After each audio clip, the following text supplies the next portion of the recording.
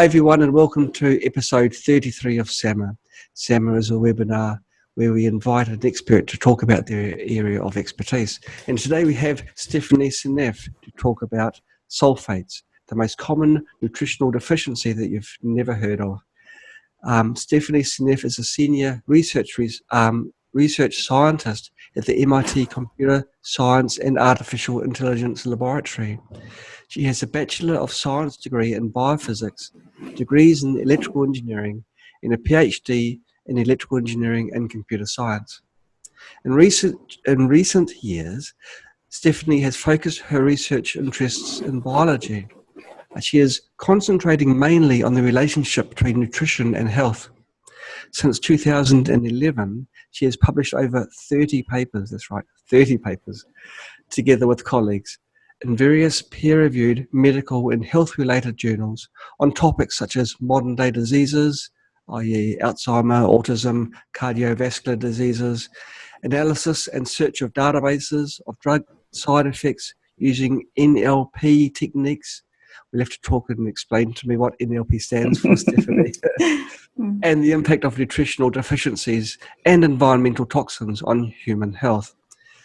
As I said in this episode, you'll learn the important roles of sulfate in the body and the mechanisms by which glyphosate, the active ingredient in Roundup, disrupts sulfate homeostasis. So it's going to be a riveting SAMA today, and Stephanie, welcome aboard. So please tell me, what is sulfate? Yes, well, it's very interesting. Sulfate is the fourth most common anion in the body, a negatively charged molecule. Really, really important in many, many ways that it's used in the body.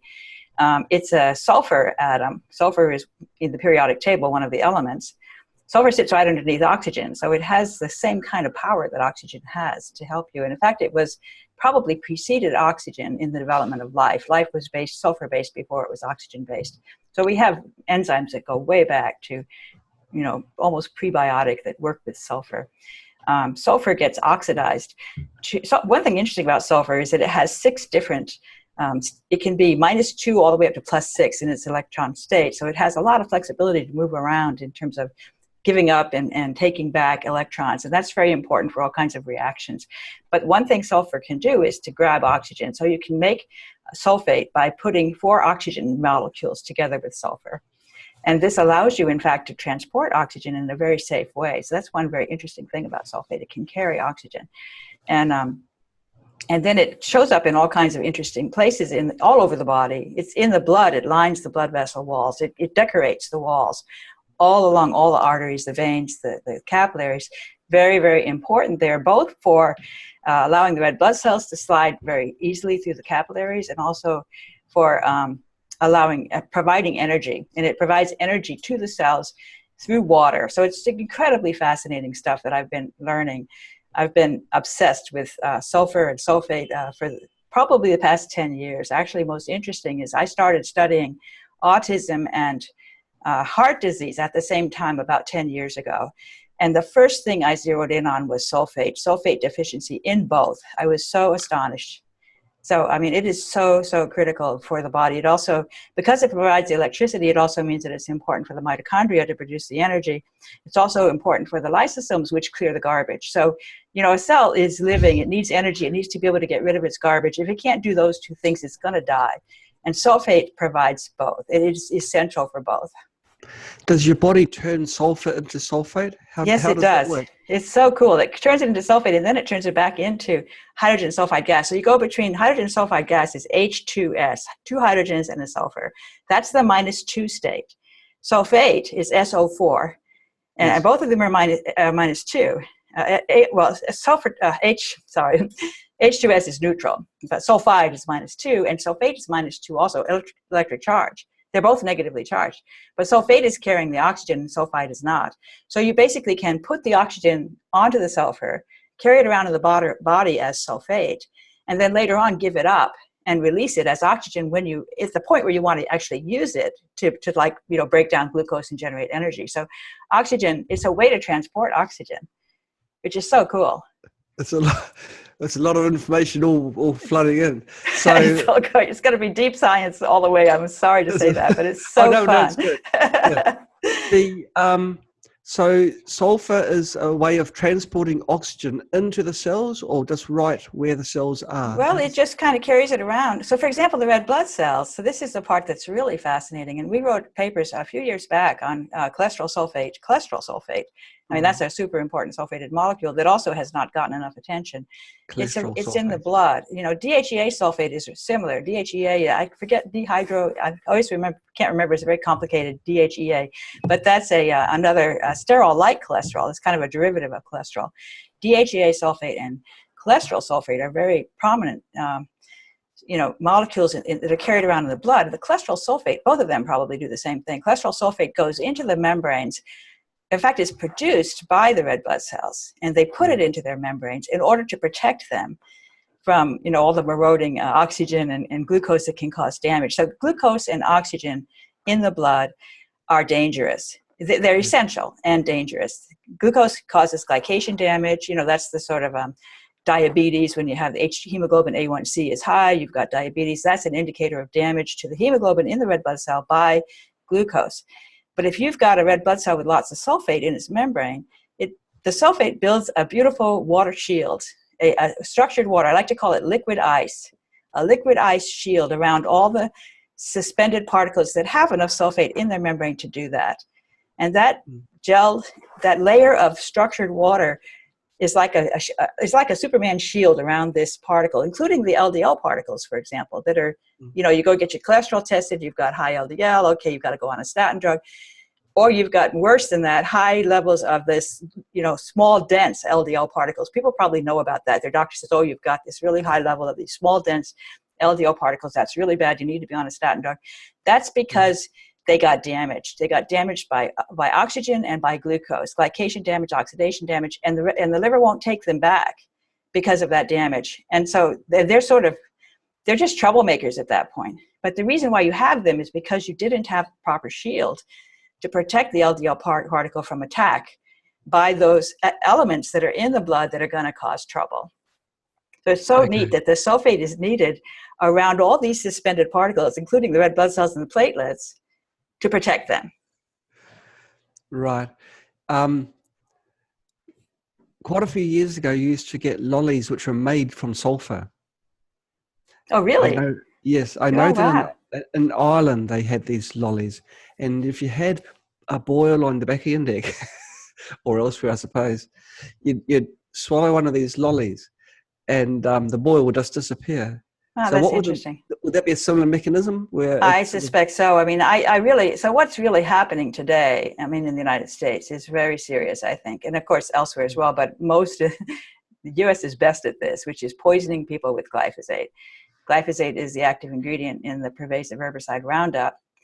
And I identified early on when I first started looking at glyphosate, I started suspecting that it was the reason why we had this sulfate deficiency problem. I had already identified sulfate deficiency in Alzheimer's, in autism, in heart disease, and probably in many, many other diseases, the gut dysbiosis, the rheumatoid arthritis, and even cancers. Sulfate deficiency, I think, is a driver behind all of these diseases, and I think the epidemic is being caused by glyphosate.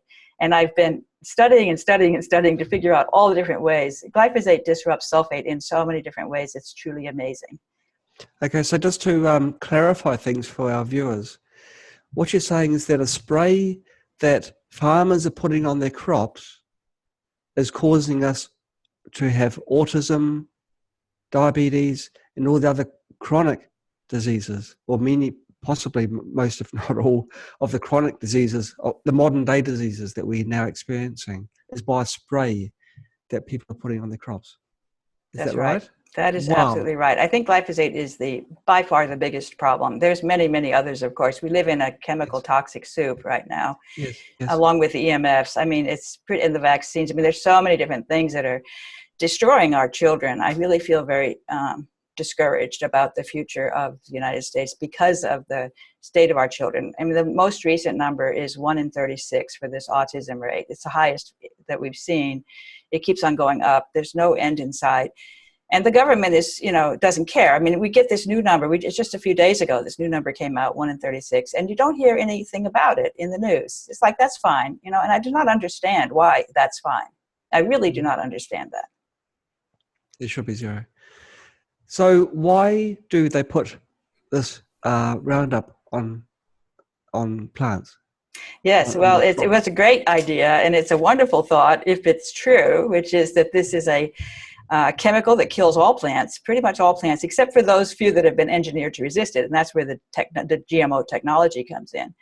Okay. But it's completely harmless to humans. Don't worry, it doesn't harm us at all, but it kills all plants. And that doesn't make any sense to me, because there's a whole lot of overlap between plant physiology and metabolism and animal. You can't have a chemical that kills all plants and doesn't hurt animals. You simply cannot. And glyphosate hurts animals in a way, and plants, in a way that is insidious and cumulative, very, very dangerous and very subtle. So you don't notice it because you don't necessarily get a bellyache when you eat food that's contaminated with glyphosate. But what happens is that it slowly works its way into all your tissues. It builds up at the highest concentrations in the bone marrow and the bones and the bone marrow. And Monsanto found this out in their early studies.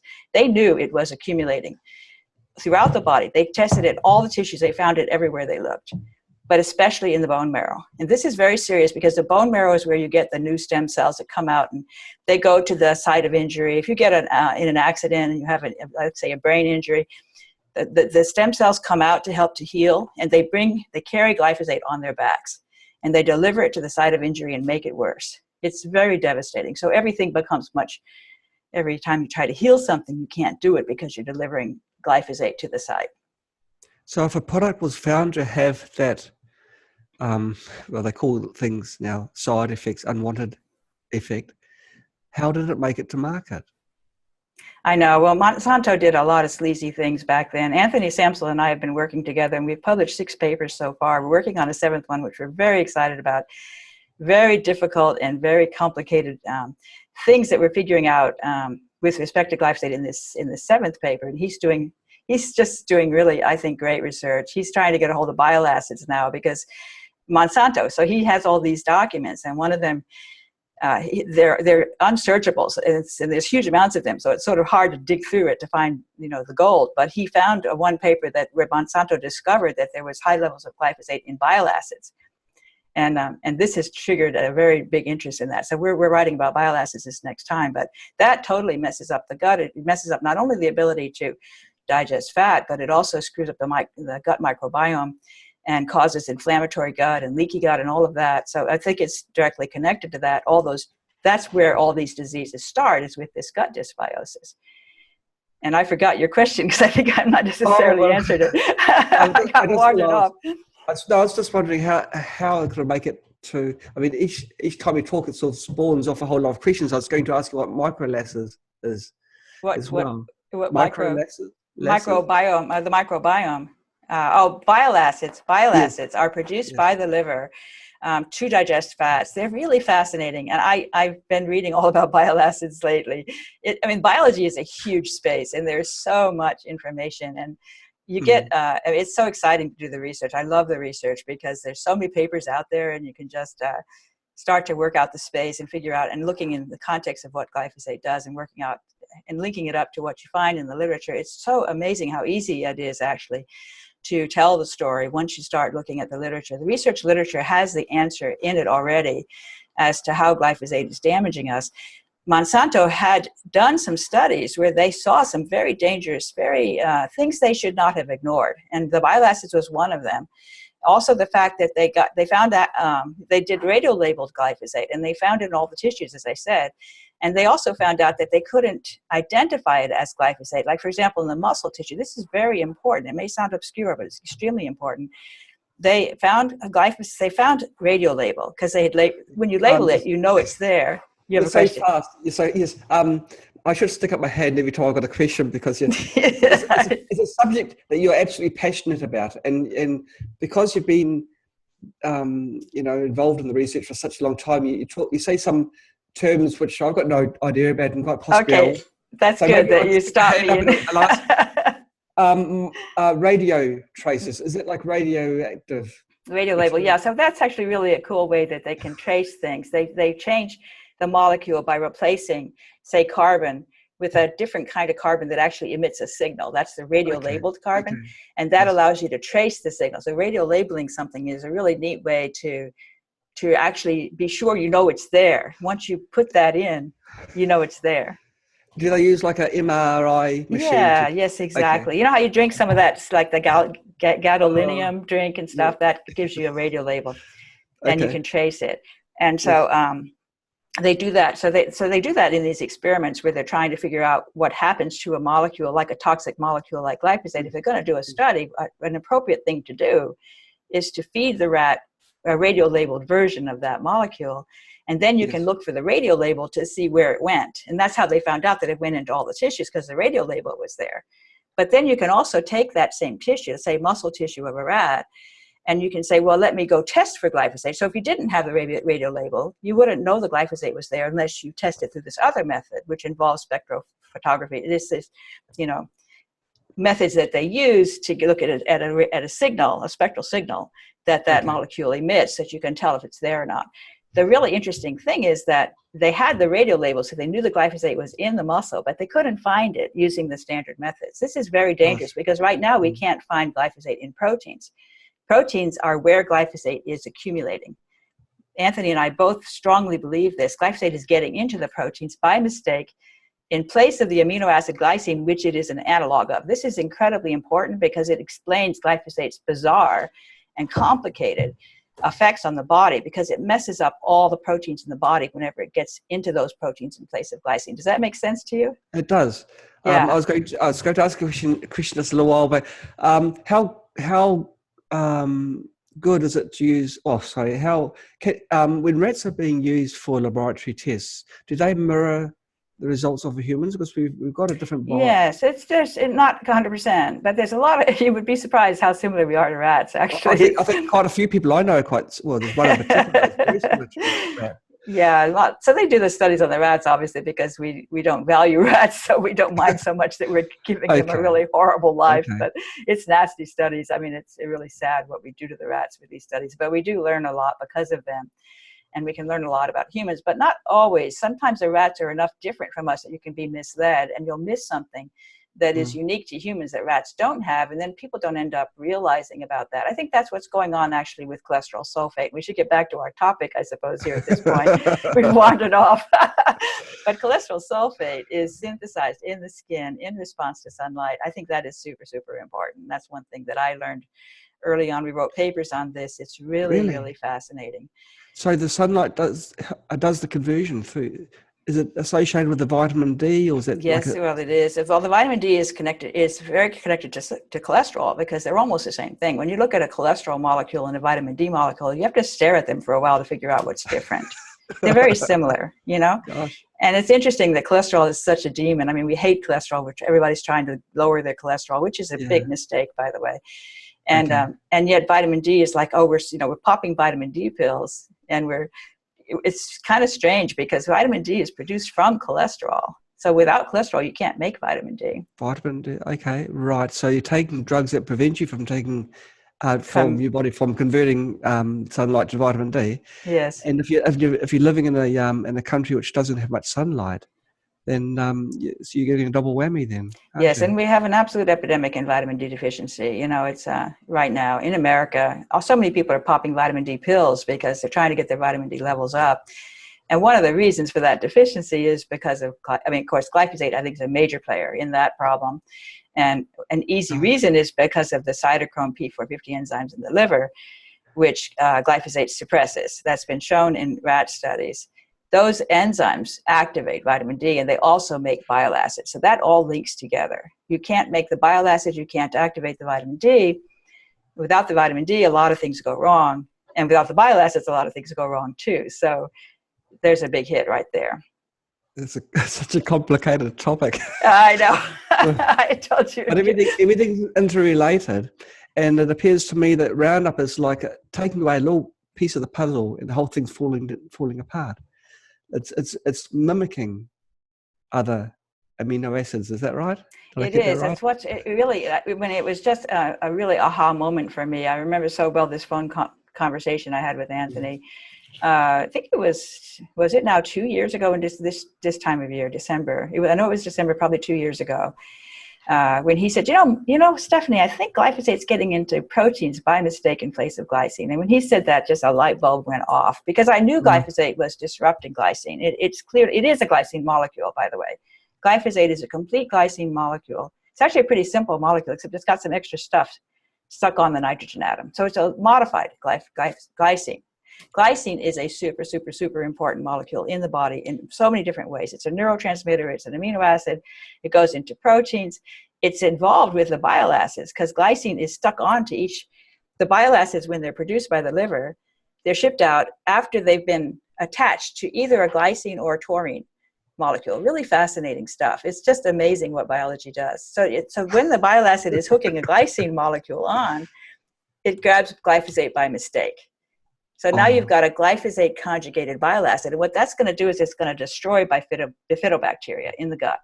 The bifidobacteria are trying to take the glycine off, but they're taking off glyphosate instead. So they're getting a lot of exposure to glyphosate, and they're getting killed off. And we have a huge problem with insufficient bifidobacteria in the gut, which then causes all these pathogens to grow, like Clostridia and mostly Clostridia pneumonia, Clostridia, Pseudomonas aeruginosa, and C. diff, Clostridium difficile. All these different nasty microbes start growing because of the bifidobacteria being clobbered by the glyphosate. Is that the reason why there's more gluten intolerance? Absolutely. That's so perfect. I mean, that one is a no-brainer in my opinion, because gluten, and we didn't get into this, and you asked me, but I didn't follow through. How is glyphosate showing up in our food? One is because of these GMO crops: corn, soy, canola, sugar beets, and alfalfa are all engineered to resist glyphosate. So they can pour it on the crop anytime they want, and it won't kill it, but it kills the weeds. Very easy way to control the weeds, makes crop growing very efficient. But there's a whole other set of crops, and wheat is one of them, where the glyphosate is more and more being used routinely right before harvest. They spray the crop with glyphosate to kill the crop, intentionally wanting to kill it. It goes to seed. In its last gasp, it produces more seed. It sort of synchronizes the harvest. You might be chasing a snowstorm. You want to get the crop out before it freezes. There's reasons why you might want to do this that are sufficiently compelling, and especially because glyphosate is harmless to humans. You pour it on the crop right before harvest.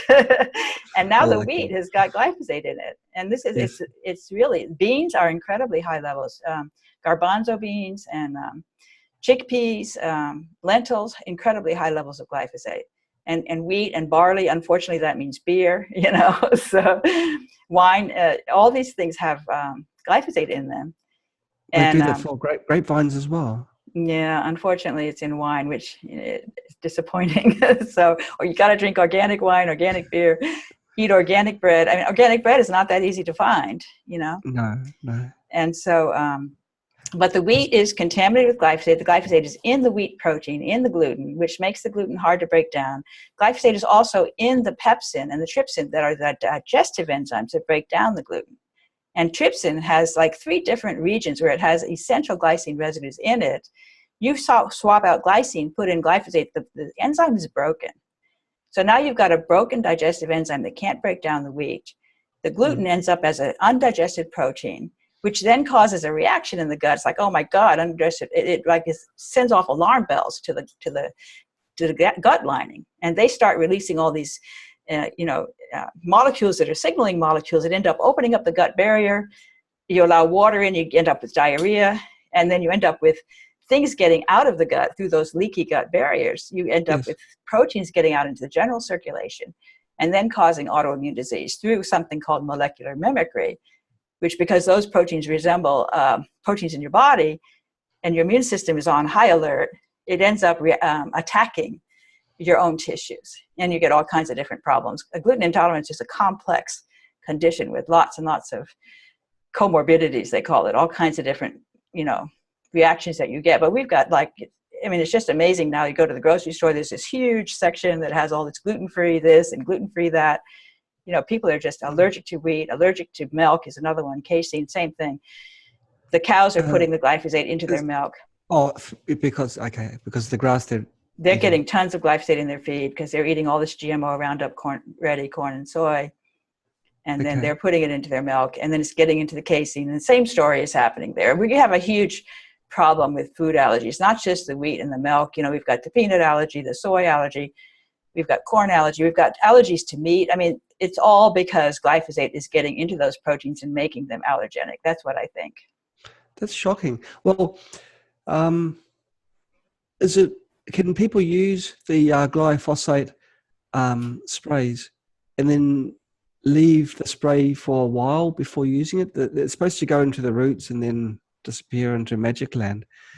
Yes, that's not true either, unfortunately. In fact, there's a brand new study that just came out looking at the glyphosate left behind in the crop residue. So lately, one of the things they advertise about glyphosate is you can use this, what's it called? I've lost the name now. You do agriculture in which you don't stir up you just leave it all very, you used to have to sort of stir up the soil and stuff. I've forgotten the term. I don't know, it's a little bit of a senior moment there. But kind of agriculture, we just leave it all in place. And instead of sort of pulling up the weeds and stuff, you just leave it all in place. And of course, you put the glyphosate on there, so it poisons all the weeds, everything dies. And you just leave all the residue from the crop. Like you spray the wheat with glyphosate, it dies. You leave the residue there in place. No-till. I got it finally. No-till agriculture, that's called. No-till. Sorry, it took me a while to get that. So all that residue stays there, but that residue has got glyphosate in it. And Monsanto claims glyphosate is very quickly metabolized by the microbes in the soil, disappears in 2 weeks. It sounds wonderful, but it's not true. It's a lie. And these people found over a year later, there's still glyphosate because it's in those proteins, in those plants. It takes it a very long time to get broken down. Well, how long would it take? I don't know. I mean, I suspect years, in some cases. Gosh. It depends on how well protected it is from the microbes. And of course, also you could be killing off the microbes that can metabolize it. It's actually interesting. There's research on how to fix the soil going on right now once you've got the soil ruined by glyphosate, because it ruins it in so many different dimensions.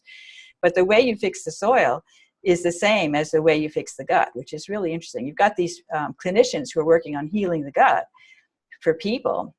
Yes. And then you've got people who are working on fixing the soil from all the damage from glyphosate and all the other chemicals that it's exposed to.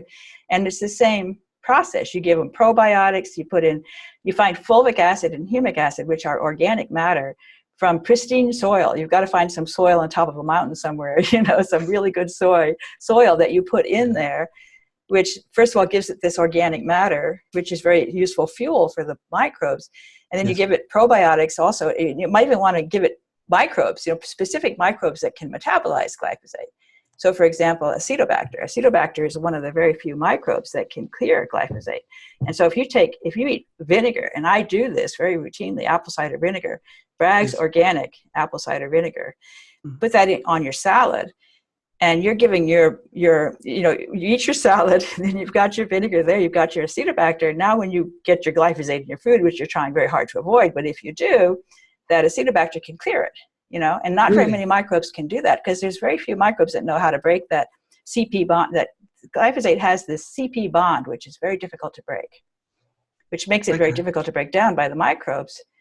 So it really depends on which microbes are in the soil as to whether it's going to get cleared or not. Okay. In case you're wondering, this salmon is going very well because I was thinking, well, this is talking about all the negative things. We'll talk about negative things for the first half hour and then talk about positive things. And we've just cut into the second half, and good. you've told me something very positive that people can do to. Yes. So that's apple cider vinegar, but I guess it'll be an organic apple cider. It's got to be one that's truly brewed, not just flavored. Ideally unfiltered organic. Bragg's is a good product. Bragg's unfiltered organic apple cider vinegar. I recommend that highly. A couple other things I recommend highly are curcumin, turmeric. Do you know about turmeric? Yes, that's one. It's quite often used in Indian foods, isn't it? Curry, yes, Indian curry, and the Indian people have a low rate of Alzheimer's disease. And a lot of people believe that's because they get so much curry in their diet. So I really like turmeric, and I also like garlic. Garlic is a super source of sulfur. So I think, in my opinion, you cannot eat enough garlic. Now, you were surprised when I told you that people in the northern hemisphere actually made sulfur sweets. What many people don't realize is that flowers of sulfur is basically dug up sulfur from the ground, especially if they haven't added some stabilizer to it. The sulfur that you spray onto plants can be used, to kill aphids and everything else. They can be just consumed with some maple syrup. But I wanted to ask you, Stephanie, is that a good thing to do in your opinion? Because it's like a spoonful of sulfur, pure sulfur. Exactly. What sulfur is it? I don't quite understand that. Well, it's elemental sulfur, so it's a yellow powder. Yeah, it's not MSM, right? Methyl sulfonyl maybe. I don't know of elemental sulfur. I would be worried about. I don't know what would happen if you took elemental sulfur. That sounds very extreme. But methyl sulfonyl is highly recommended by a lot of people. People have sworn by it to say it's really helped them, and and you can take that like a powder. You can just mix it in your water and drink it. Yes. And it's cool because it's got both sulfur and methyl, and both of them are problematic. So very interesting, actually. And I should probably tell you this story. I hope I'm not getting way too much biology, but this is so cool. I'll try and keep up. Yeah, because the gut microbes do something really wonderful. They do many wonderful things for us. That's one thing we're realizing. They make all these things that we can't make. And that's one of the things about glyphosate, because glyphosate, the key enzyme that it disrupts in plants they claim is the shikimate pathway. And I believe that. It messes up the shikimate pathway. That produces the aromatic amino acids. These are three very, very important. I mean, all the amino acids are important, but these three aromatics aren't produced because of the blockage in the shikimate pathway by glyphosate. But also, glyphosate disrupts the synthesis of methionine by the gut microbes, and that comes from sulfur. Methionine is the key core, is the center stone of the sulfur containing amino acid system. So there's several different sulfur containing amino acids: methionine, cysteine, homocysteine, and taurine, all of which are really, really important. But the gut microbes make the methionine, and then we can make all the rest once we have the methionine, but we can't make the methionine. Okay. And glyphosate messes that up. It messes it up in plants, it messes it up in microbes. And so without that methionine, we become deficient in methyl groups as well as in sulfur. And methylsulfonylmethane provides both. So that's what's really cool about it. It can help you with both the methyl supply and the sulfur supply. Okay. I understood some of that, which is not. Now, on the if we're living in a toxic world, we go to the supermarket. As sure as Santa's coming at Christmas time, we know that the crops are going to have some glyphosate on them. What recommend people do to eliminate? We've already covered the apple cider vinegar, yes. I mentioned the fulvic acid and humic acid, which you can actually buy, and people can eat that, and it's very good for you. I think that's a good way to heal the gut also. The fulvic acid and humic acid are these complex sugar change molecules that are produced by plants, and they end up in the soil, and then they're organic. That's the organic matter in the soil. And it was interesting, a study on cows showed the cows were sick. They showed they had high glyphosate levels in their urine. Yes. And they treated them with fulvic acid, humic acid, and bentonite clay, and vinegar. Not vinegar, but sauerkraut juice, which is probably even more powerful than vinegar. But sauerkraut juice, that's also good. So all the fermented foods are good. Okay. And these organic matter, they bind. Apparently, the organic matter binds to the glyphosate and allows it to be excreted through the feces. That's what I've been told. Okay. And the clay just helps to bind it all together. I think so too. The clay binds. Those things all bind to the glyphosate, pull it out through the feces, because you want to try to keep it from getting into the body, so you need to kind of grab it. You need to have microbes that can break it down, and you need to have things that can bind to it. And if you can do that, then when you're eating the glyphosate, you'll have less of a chance of getting it into your system. And of course, you want to heal your gut, because when your gut's leaky, then the glyphosate's going to leak too, That's when it gets really dangerous. Once the gut is leaky, the glyphosate goes into your system and it goes everywhere. And then your brain becomes leaky too. Once your gut is leaky, the gut microbes communicate with the brain and the brain becomes leaky. Now you've got a chance to get the glyphosate into the brain, which is just going to be devastating. What would the effect be from that? Alzheimer's, for example, Parkinson's disease, autism. All these things. All the things that are on the way up. Yeah, they're going up dramatically, exactly in step with glyphosate. I mean, autism is a perfect match. Wow. Now the fulvic acid, I think you said. Yes. Uh-huh. Are these like tablets that you buy? Because what I find is that most of the things that sort of you take for health, you've got to pay a lot of money for, and in the form of a tablet, and they're dried and they're concentrated. I know, it doesn't feel very natural, does it? And I don't like to No. take tablets. I will say I take only one tablet. I don't take any drugs. I don't take any nutritional supplements except for one, which is turmeric. And it comes in a capsule, and I take that as a capsule. It's an organic turmeric, a really excellent product. I unfortunately don't remember the name of it, but I have it written down, or I have my bottles. I could show it to you if I could get my husband to go get it or something. But anyway, it's turmeric. Would it have a different effect than if you added this turmeric into your food? You probably could. I mean, of course, you can use. We also eat curry a lot. We have a curry chicken dish that we love, and you put coconut curry chicken. Yes. It's very good. Yes. And as I said, the garlic. Curry is actually very interesting. Turmeric has a sulfur story to it. It's very interesting because turmeric actually gets sulfated in the gut, and then it goes to the liver as a sulfated product. And then the liver says, thank you very much for the sulfate, and then sends the turmeric back around again. So the turmeric goes around and around with the bile acids. The turmeric goes around and around from the gut to the liver, each time carrying a sulfate molecule on its back and delivering it to the liver. So the consequence is that the turmeric supplies the liver with sulfate. And, resveratrol is like that too. Many of these polyphenols, all those, things that are supposed to be so good for you that are in that class, carry sulfate, and they deliver it to the liver. And so people have said, well, this stuff can't really possibly be good for the brain because it never goes into the brain. People have done studies. The turmeric doesn't go to the brain, so how could it possibly be helping it? And the thing is, it doesn't need to go to the brain to help it. All it needs to do is to give the liver the sulfate, and the liver can carry it from there. The liver can deliver the sulfate to the brain, and everybody's happy. So it's really the sulfate that's key. The garlic provides the sulfur, and turmeric carries the sulfate. So both of them are important for helping to deliver sulfate to the system. Right. I guess it's important to ensure that both the garlic and the turmeric neither have been sprayed with this. I know. Organic is key in both cases. And we buy tons of organic garlic. We get these whole cloves of garlic organic. Luckily, we can get them at our grocery store.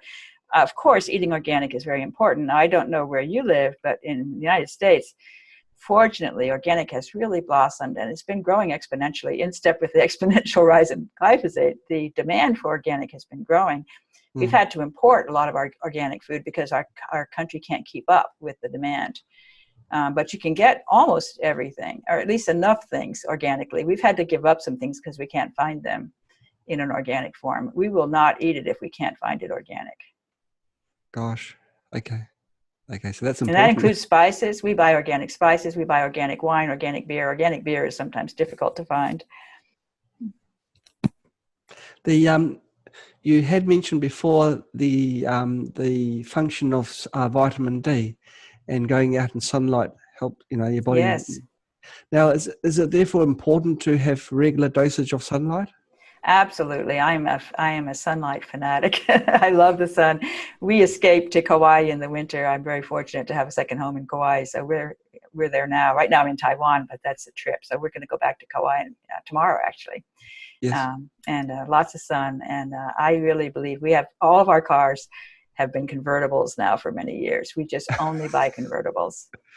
And so we're very much, and we always put the top down, even when it's like 45 degrees. Sometimes if it's a bright summer day, bright winter day, it doesn't matter. You get that sun. So, because, when you're driving, it's a great time to be able to get sun. It's a very convenient way to get sun. Just because you're going to be out, in the traffic anyway, you might as well take advantage of that time to get sun. So it's a good excuse. I can't think of a better one. But if you're living in a country that doesn't have much sunlight, what can you do? Yes, I know that is an issue, and I don't have a good answer. I want to recommend, sun lamps. You can get full spectrum sun lamps, which I have to be a little cautious because I'm not sure whether that could cause, you have the issue of cancer. It's interesting that actually skin cancer melanoma skin cancer has been going up in step with the increase in the rise of the use of sunscreen. It's very, very interesting. Very good match. Very good match between sunscreen usage and skin cancer, which makes no sense, right? It makes absolutely no sense. It makes you think that the sunscreen is causing the skin cancer. And I think that may be true because sunscreen contains, well, especially the high-end ones, they contain this aluminum as a to sort of emulsifier, to make it so that it's not a white paste. It makes it into something that sort of disappears easily into your skin. You put this aluminum in with these it's titanium and zinc oxides. You put the aluminum in the zinc, and that helps to make the titanium and zinc oxide be transparent and more, less pasty, so it's easier to apply. And the aluminum goes right into your skin, and it gets into your cells, and it prevents the cells from making sulfate because it disrupts enos. Enos is the molecule that we believe is making the sulfate in response to the sunlight, and enos is going to be clobbered by either glyphosate or aluminum. Both of them clobber it, so that when you're exposed to these chemicals, you can't make the sulfate. And the melanin also, which is the skin tanning agent that should protect you from the sun, is a direct product of the shikimate pathway, which glyphosate disrupts. So you've got a deficiency in melanin, potentially, if you're exposed to glyphosate. You've got the aluminum in the sunscreen. And enos is a cytochrome P450 enzyme, so it gets directed by both aluminum and glyphosate. Both of them disrupt these cytochrome P450 enzymes, which are super important enzymes in the liver for detoxifying other chemicals, but also is used in enos. Enos is a member of that class. It gets disrupted by both the aluminum in the sunscreen and the glyphosate in the food, so it can't make the sulfate, and the melanin's not there, so you can't protect yourself. So now you've got a real vulnerability to skin cancer, and you're not able to keep up with your cholesterol sulfate supply. So it's a huge hit. That's a shock. I didn't realize it was so profound. And you can't go into a supermarket, almost can't go into a supermarket and buy an aluminium-free deodorant, for example. Yes, exactly. And so, you're sort of stuck between a rock and a hard place in a way. But we should be more willing to accept body odor, I think, because, people can get breast cancer just from using, aluminum-based. That's right, at that location. That's right. Mm-hmm. So, but is titanium dioxide dangerous? Well, I don't know about the titanium so much. The aluminum part is. Yes, titanium might be too, but I don't know. I haven't studied that enough. I don't know it. I think it's more the aluminum. So I think you can get the one that doesn't have the aluminum, but then it's more of a white paste. You see it on people's noses sometimes, because the nose is very vulnerable. I've gotten in trouble with my nose on a few occasions. I'm not careful enough, and I'm mad at myself when I do that. I'm not encouraging people to go ahead and get a sunburn. I'm not talking about that. You don't want to do that. So you have to be, and you can build up a nice tan. If you've got the melanin, you can build the tan. But if you don't have the melanin, you won't tan, and you won't have the melanin if you got the glyphosate. So you can really get in trouble. It's a complete cascade downward. It's a hole that's very hard to climb out of once you've been chronically poisoned with glyphosate, and you've got it all over your tissues at that point. So how do you get rid of it? It's just very difficult. Okay. Now we've got some questions in. A lot of them we've covered already. We've just covered the sun exposure. This person was asking, how can sun exposure help optimize cardiovascular health? That's a great question, and I have a great answer. I've written several papers on that. I'm so excited about it because I'm absolutely certain now. I'm really confident that I'm right, that heart disease is a cholesterol sulfate deficiency problem. Which people go, that can't be true, right? Well, cholesterol's the bad guy. How can that be true? And the reason why the cholesterol is piling up in the plaque is because it's waiting there to become cholesterol sulfate. It's ready to go. And as soon as there's sulfate is the bottleneck. As soon as there's sulfate available, boom, it can be released, and it can be shipped out to the blood, delivered to the heart, and also delivered to the vasculature in the heart, so that you can make the heart healthy, both having a healthy blood supply and being healthy itself, because both the heart muscle and the vessels all over the body, but particularly, of course, the heart's very important, need that sulfate and the cholesterol in order to be healthy. And so it's really cool. And actually, you can tell from the research, homocysteine, is a much better marker of heart disease than high serum LDL. High serum LDL is the high cholesterol problem. They put you on statins. Slow down. Which is a better marker for the health of your... Homocysteine is extremely highly correlated with heart disease. High serum homocysteine, having too much homocysteine in your blood Yes. is a marker. Homocysteine is a very interesting molecule. It's a sulfur-containing amino acid. And it becomes high when you have a methionine deficiency, which you have because the gut microbes can't make the methionine, also because all kinds of other things are messed up. But methionine is deficient. There's some B vitamin problems that glyphosate introduces that's going to cause you to have this high homocysteine. Homocysteine can become sulfate in the artery wall if you provide it with superoxide, which is it's a toxic oxygen. You have like what they call reactive oxygen species. People who know biology know about that. But you've got this inflammatory situation where there's lots of superoxide is a oxygen on steroids, sort of, and you can use it to make sulfate out of homocysteine. So homocysteine actually triggers this inflammatory response in the artery wall, which causes damage because this oxygen is dangerous, but it produces sulfate. So it's because the eNOS isn't working and the sulfate is deficient that now you have this sort of alternative method to make the sulfate from the homocysteine. And as soon as you make it from the homocysteine, then you're going to be able to grab that cholesterol out of the plaque, stick it together with the sulfate, and then use it to deliver cholesterol and sulfate to the heart. So it's positioned. So these plaque regions are at the entry, they're at the big vessels that are going directly into the heart.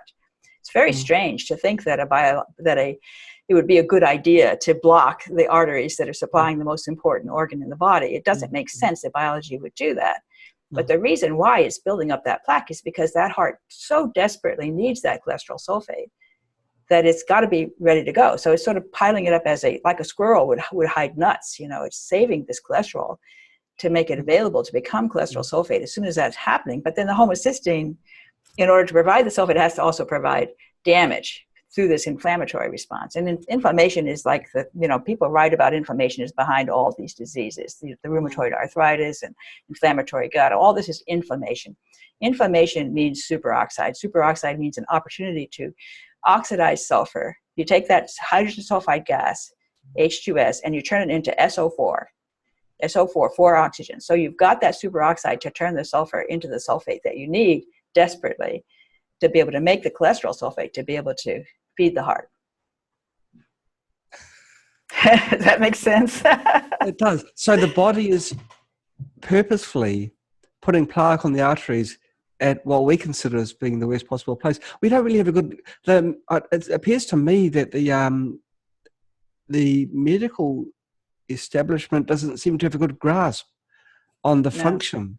No, they don't. And it annoys me, I read so many papers, and the whole time I'm reading the paper, I'm saying, why? I'm always asking, why is it doing this? Because I believe biology always has a reason. When they write the paper, they just report, well, this happens, and then that happens, and then this happens. They're not interested in asking why. I'm so puzzled by that. It seems like the researchers have forgotten how to ask why.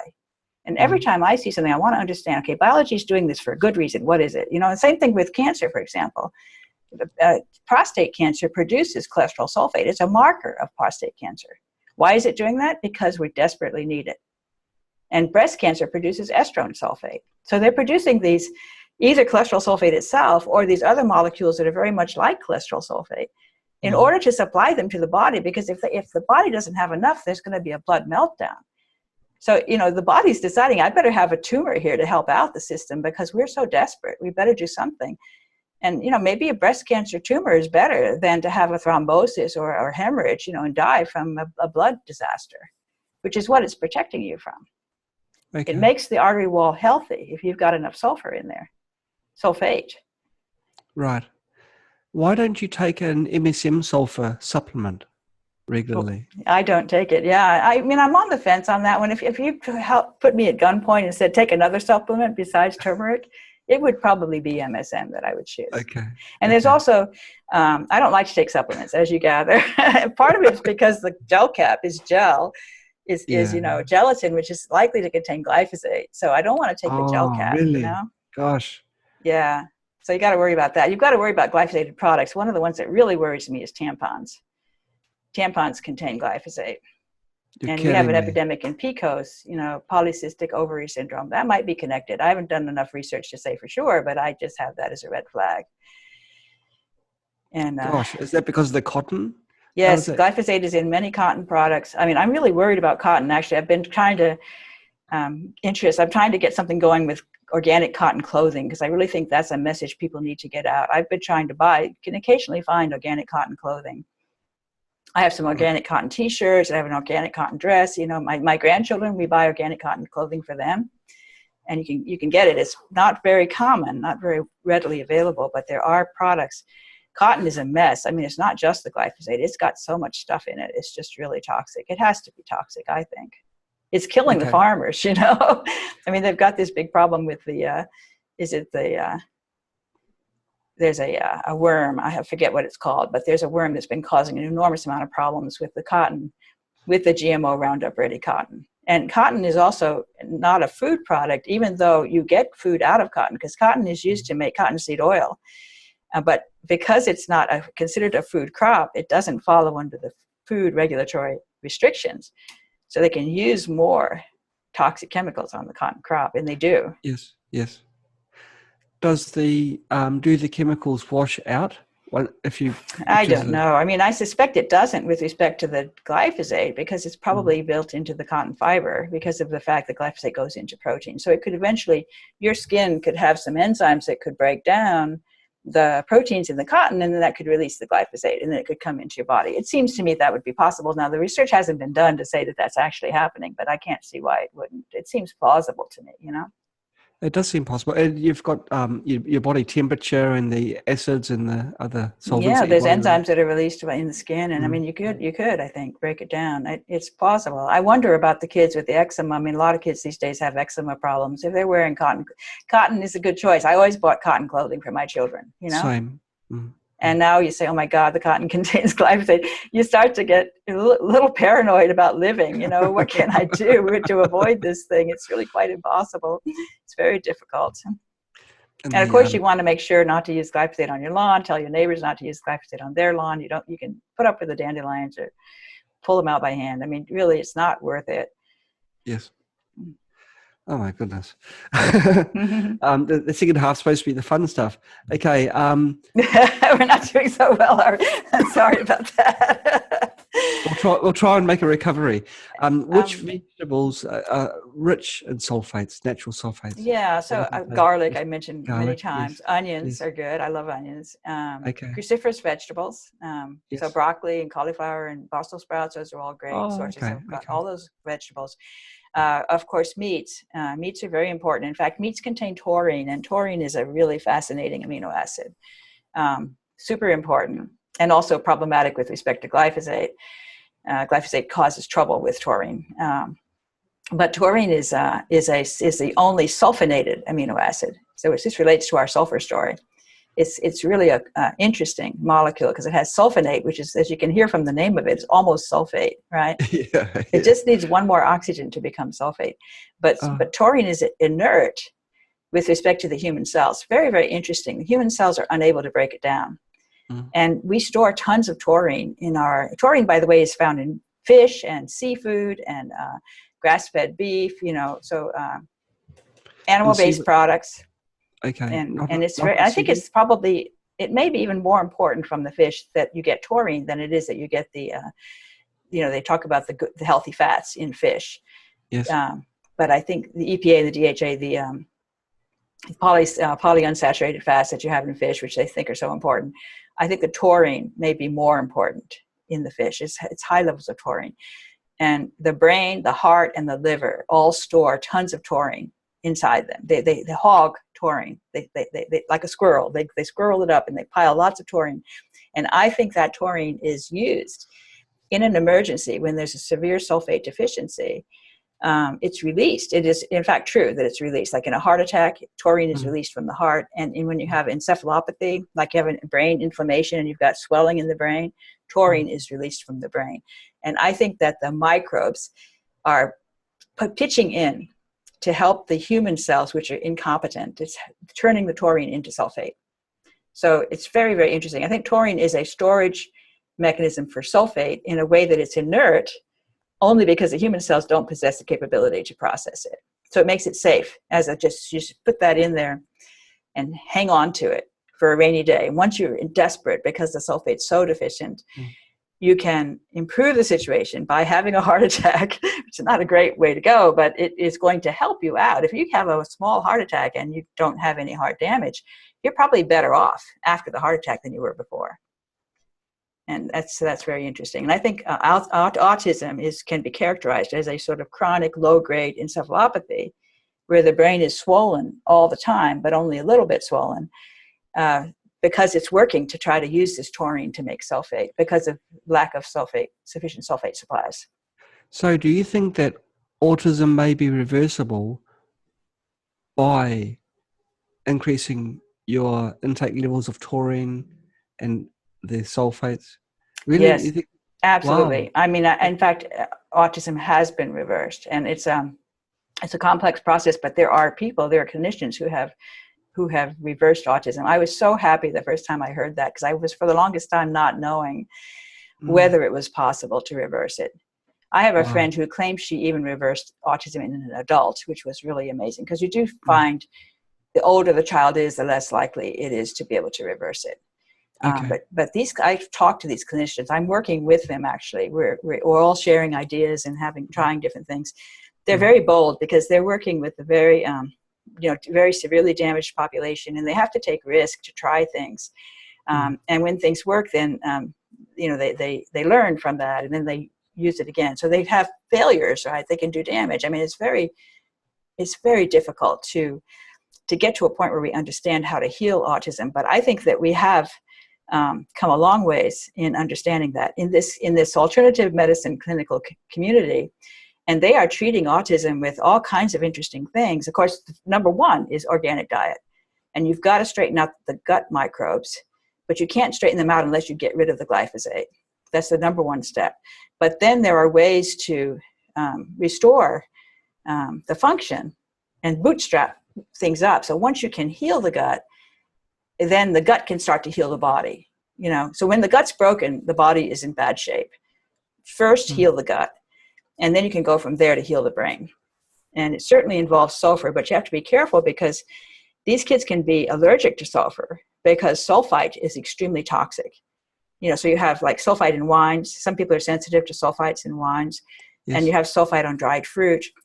Sulfite is extremely toxic, and the microbes have enzymes that very quickly turn the sulfite into something else, either into sulfate or into methionine. And those enzymes are busted by glyphosate, both ways. So sulfite becomes toxic, and methionine is deficient, sulfate's deficient. And you're stuck because you can't get a big enough supply if you have to go through sulfite along the way. Sulfite's going to cause trouble and destroy the gut. So you've got to get rid of the glyphosate, and then you can go from there with all the healing, taking things like curcumin, polyphenols, so eating a lot of foods that have these sulfate carriers, I call them. And these are molecules that can transport sulfate from the gut to the liver. You fix the liver, you fix the bile acids, and then everything else starts to fall into place. You can now start to deliver sulfate to the brain. Serotonin delivers sulfate to the brain, but serotonin is a product of the shikimate pathway. So you're going to be in trouble with serotonin as well. And that's going to provide a deficiency of sulfate in the brain. Gosh, sulfate's good, sulfite's bad. I know. That's what's so horrible, isn't it? They're like just off by one oxygen.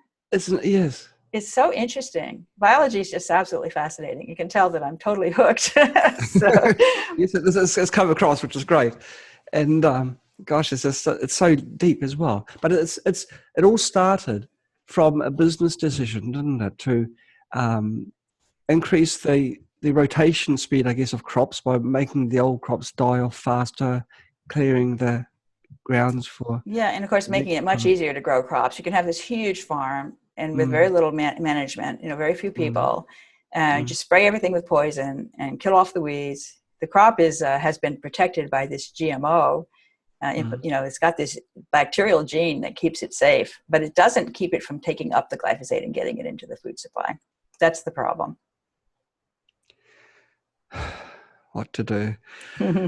Okay, now the one other question that's come in is regarding cancer.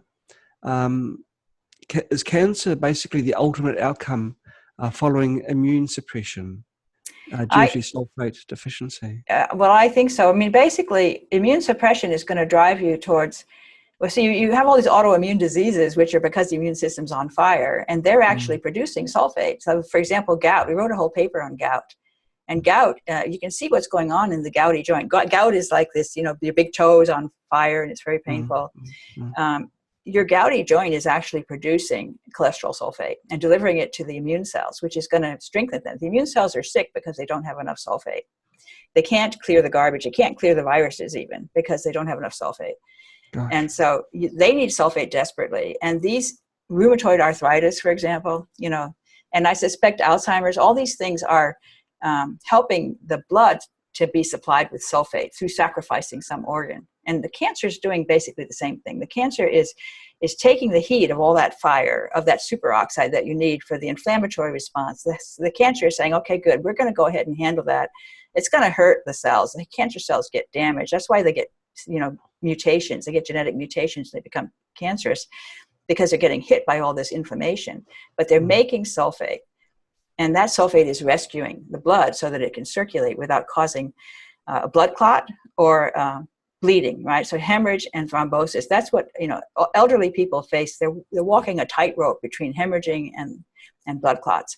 And they're taking Coumadin. I mean, they've got all these things that they're taking to try to thin the blood and prevent the blood clots, which you can end up with a hemorrhage. They don't know how to balance that. And the reason is because there's not enough sulfate. So you're going to have different ways, different strategies that different bodies will use to supply the sulfate to the blood in the face of this enormous deficiency that glyphosate has caused. It sounds like the solution is actually quite simple. If we're doing things the hard way, well, the way that the drug way. I know. All you need to do is ban glyphosate. Stop manufacturing it. It would make the world so much more beautiful. Yeah. Do you think that a shortage of sulfur in your body contributes to age-related problems such as sagging and wrinkling of skin? I'm just told about this apparently. Stiff muscles and painful joints? Yeah, and I suspect the skin part. I haven't studied that one specifically, but I suspect that's true. Really? Certainly the achy joints. I mean, it's just really striking to me how much that involves inflammatory. So there's an inflammatory response in the joint. And actually a whole bunch of different activities go on. We wrote about it in detail in this gout paper. You could probably just Google Seneff gout and you would find it. And it's really fascinating. As I said, the literature is already there that explains all of these processes that are going on. But the literature, the people who are writing literature are not thinking in terms of making cholesterol sulfate. If you think in those terms, all of a sudden it makes sense what all is going on in that gouty joint. And it's doing everything it can to make cholesterol sulfate, to supply it to the immune cells, which are coming in and saying, thank you very much for the cholesterol sulfate. And they're going on their merry way, now fixed, because they've got that sulfate that they needed to maintain a healthy immune system. Okay.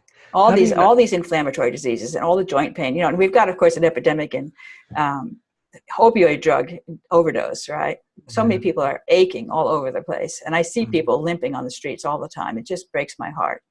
And I think the glyphosate is causing that. Gosh, one thing, the cause of many illnesses. It's amazing. It's truly amazing. And people say, and I say, glyphosate is correlated, strongly correlated with all these diseases. I have this huge list, right? And they say, oh yeah, well, correlation doesn't mean causation. That's what they always say, But you tell me, what is it? If it's not glyphosate, what is it? Because all these things are going up exponentially. It has to be something. And glyphosate to me is really the most logical answer. We've got radio waves now, which we didn't have. I know, that's true. That's another one. And I'm concerned about that and looking into that one as well. There's only so many hours in the day, so you have to sort of focus on one. But I'm glad people are looking into EMF, and I do think they're part of the problem. And they're related because the glyphosate is preventing the body's electrical system from being healthy, which makes it more susceptible to electrical noise. So they're connected. Okay. And it's like you've got to take a more holistic view of research, not just of health, but also of research. So, because these things are tied together. You've got your sulfates, and you've got your, other things that, RIfe and everything. And they all sort of work together to destroy us. I didn't want to say it because we're in the final half. We're supposed to be happy. not to do such not to do such good things. But how do people know if they're consuming enough sulfur? Is there any sort of easier way of determining? Yeah. whether their sulfur intake is sufficient. Yeah, I would say if they feel good. I mean, certainly if you have achy joints, that's probably an indicator Mm. of sulfate deficiency. Yes, If yeah, you have a that's leaky gut, that's an indicator. If you have heart okay. issues, that's an indicator. So different genetics and different microbiome mix is going to cause a different diet. All those things are going to cause a different way to try to get around the sulfate deficiency problem. But all of the ways are bad, and you don't know which one to pick. You'd rather have none, and you need to work really hard on keeping your sulfate supplies up without damaging yourself with sulfite. So that's the tricky thing. Right. Now, if you ate organic food, it's good. If you go out in Very sunshine, it's good. even Yep. better. Yes. Sunshine's good for the soul. But there's one way, it's hard to, like it must go into the water system as well. The glyphosate. Yes. Yeah, I know. That's true. I mean, you can actually get water filters, and a lot of them don't work for glyphosate. So you have to, what is it? It's the reverse osmosis filter, which of course strips out all the minerals, which is not good. Yes. So you have to put the minerals back in, so it's messy. And you can get your water tested for glyphosate, or move to a place where the water's good. I mean, there's those kinds of decisions you could make, which is bigger decision, but it might be worthwhile. If you live in a place where the water supply has a lot of glyphosate in it, I would say move. I would definitely say move. Wow, because there's no escaping it. But would a carbon filter remove the glyphosate? Apparently not. I mean, only the reverse osmosis. I heard a whole lecture on that at a meeting that I attended, and reverse osmosis is the only thing that takes the glyphosate out, which is too bad because it takes up the minerals. And in fact, sulfur containing water is extremely healthy. And countries where there's a lot of sulfur, like Iceland, people are healthy there because of the sulfur that's in the water. Right. So, right. and this reverse osmosis will take it out. So, you can't take out the good with the bad without also taking out the good. So you have to be careful. Didn't Finland have they voted one of the happiest countries in the world? I think they. Oh, Finland has a lot of obesity problem. No, Iceland is the one I said. Sorry, Iceland. Sorry. Iceland has incredibly healthy people. They live a long time, and they actually a very interesting story about that. There was an eruption in the late 1800s of the volcano, and it kind of spilled out all over the land, and a lot of people left, and they went over to northern Canada. And so then there was someone who studied the people who had come from Iceland and were now living in northern Canada versus the people who stayed behind. And they found that the ones who moved to Canada ended up with all the cardiovascular disease and diabetes that other people have, whereas the ones that stayed behind were still healthy. So they were eating the same diet and they were living the same lifestyle, but they did not have the sulfur. That's great. They didn't have the sulfur. They adopted the Canadian diet, which is possibly close to American diet, which is well, this is 1800s. So, okay. And they continued to eat fish. They were doing basically the same diet in northern Canada, but they got sick. Oh, okay. So it's a bit of a smoking gun, then, isn't it? Sulfur is so important. I think it's key, and I think the Mediterranean diet, I think really maybe simply you have to be in the Mediterranean because there's a lot of sulfur there. You have the Vesuvius, in Italy and I think Spain are major suppliers of sulfur to the world. They have a lot of sulfur. So the sulfur in the water may be the key thing with the Mediterranean diet that's keeping them healthy. Okay. You've told us that sore joints are one sign of being low in sulfurs. Is there a test for glyphosate that one can take? Yes, you can get a urine test for glyphosate. And you can actually order that on the web. There's websites which you can go to. I think my labs for life, MYLABSFORLIFE, I think .com. They offer a test for glyphosate, which I think is something like $100. Right. And you can do a urine test, a water test for glyphosate. And of course, it's a short-term test. So one thing unfortunate is it's really mostly looking at whatever exposure you had in the last 2 weeks. Okay. So you'd have to keep on getting tests to find out, it would be a little tricky to know. One number might not be that useful, but it would be good to know if it was 0, you'd be very happy. So, below threshold. I guess there'll be one courier package that the courier driver wouldn't want to break in their van. So, would there be is it like, I live in China. It may take quite a while for the sample to go to. I know. I don't know if you have something in China. You might. Have you looked? I don't know. No, I've learned so much. I've got, always after Sam's, I've got to do a bit more research. But no, but my question was really, is there a life? Like, is it got to be done within a certain time from being fresh? Yeah, If I that's a need good question. How long does it last? Would Mm, imagine precisely. so, because if there are microbes in the urine, they could be breaking it down, right? Yes, So I yes. would imagine it would need to be fresh, yes. Okay, But I'm okay. not sure about that.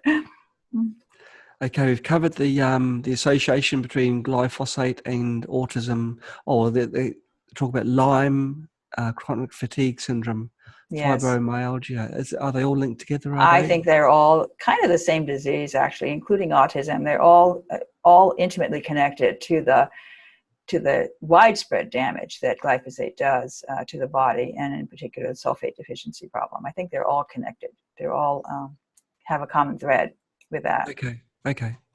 Now, when I introduced you, I used the term NLP techniques for Oh, searching the yes. databases, and I did. You don't know what So NLP is. I'm totally clueless. Natural language processing.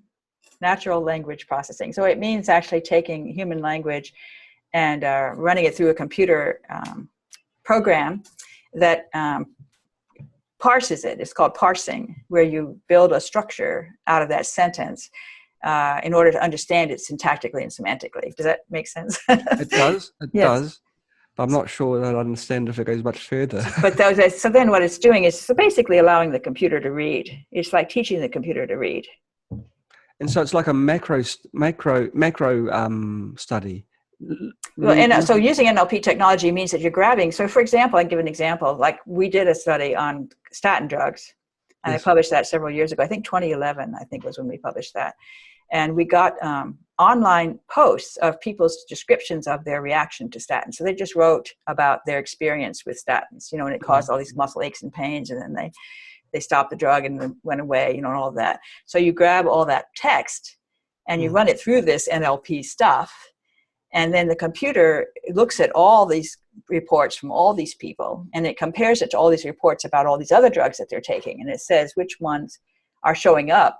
You start to get a sense of a set of side effects that are commonly associated with statin drugs compared to the other drugs that these people are taking. And so in that paper, we report out on all these things, which includes like dementia and Parkinson's disease. And of course, muscle aches and pains were humongous. I mean, huge amounts of muscle aches and pains. Yes. And weakness, muscle weakness. And even, things like road rage, uncontrollable temper and things like that. So we found all kinds of things that Yes. people were observing associated with statin drugs compared to their observations that they reported on the other drugs they were taking. Well, this is one thing that's quite remarkable with antistatins, but something which is pretty much common knowledge now. It wastes your muscles, causes muscle aches and Yes. pains. It's not an event that it's maybe 1 in 100. It's It's one in much, one, much one in one, higher. one Yeah, in it's one of one those almost. things where they manage to very carefully design their studies so as not to see it.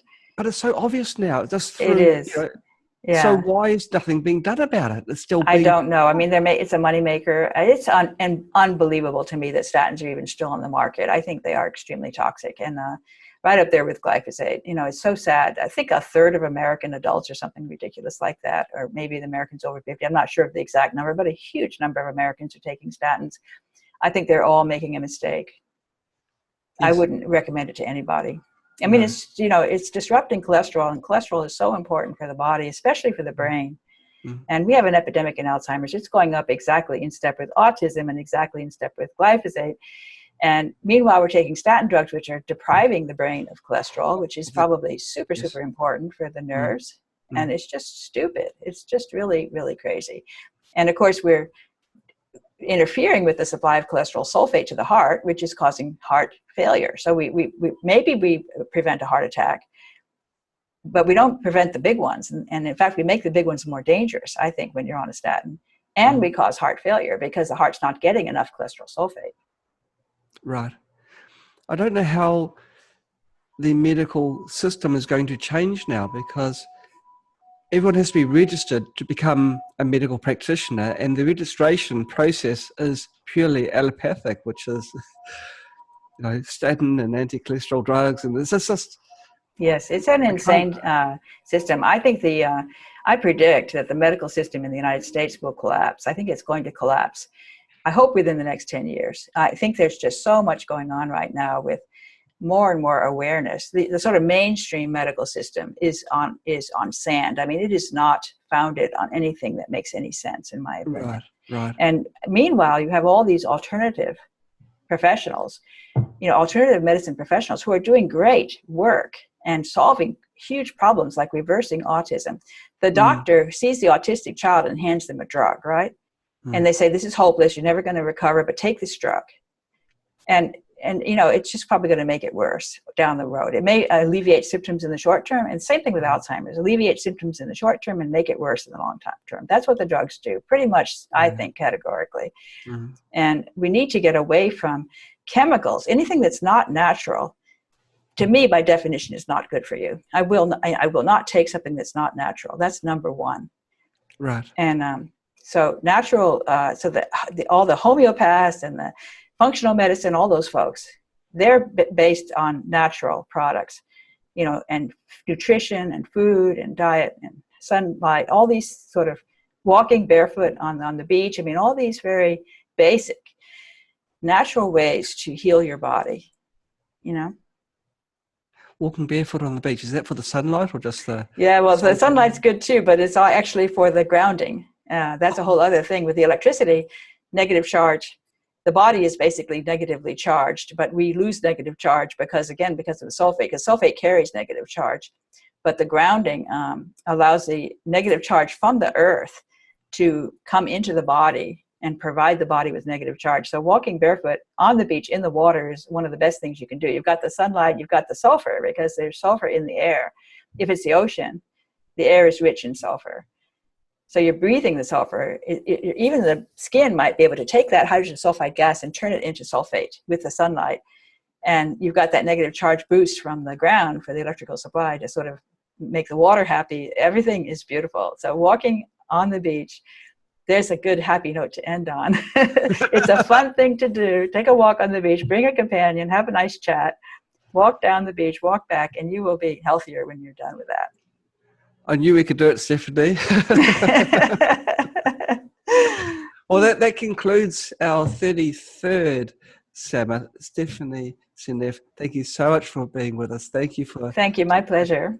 It was a complex subject. There are times when you did lose me, but I hope I didn't lose all of the audience. But you've got passion because you've studied things at depth and you've joined many dots.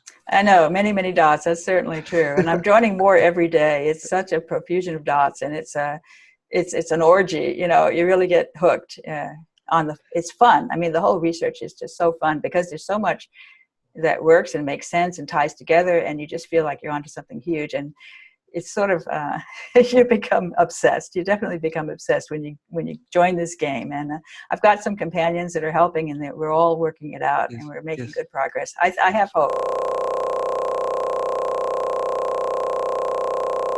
A couple of days ago, you mentioned that you had a Facebook yes group. Have you got any websites you'd like to point people to? Perhaps if there's a scientist watching this video and they may want to contribute or have some ideas. You could look at my website at MIT, which is people.csail, CSAIL. That's my lab, Computer Science and Artificial Intelligence Laboratory, .mit.edu/Seneff, my last name, Seneff. I have a bunch of stuff posted there. It's not a very pretty site. It's very basic, but all my papers are there, or all my recent papers, So there's a lot. You could really learn something about glyphosate by reading some of my glyphosate papers. And I have some links to some other people's things, and I have a lot of videos too. If you just remember my last name, fortunately it's quite rare, Seneff. If you can learn that word and search it either in YouTube or on the web, you'll find a lot of stuff, various interviews like this one, and podcasts and slideshow presentations, lots of stuff off my work. And then, of course, that will branch you out into everybody else's. Each of my papers has a few hundred references, so it can keep you quite busy. If you decide to go down the route of reading papers, that one will keep you busy forever. So, How do you find the time to do all this? Well, I'll tell you one thing is I have a wonderful husband, and he really takes Yes. care of me. He's a Good. wonderful, and he's doing all the cooking and all the organic food. He's a very good cook. He takes care of me very, very well. So he optimizes my time that I can spend working, and I really appreciate that. Thank you for your time, Stephanie. Thank you Thank so you. much. Okay, and goodbye, everyone. Facebook and Vimeo and everywhere else. Thank you for your questions, and thank you for watching. Goodbye. Thank you. Bye.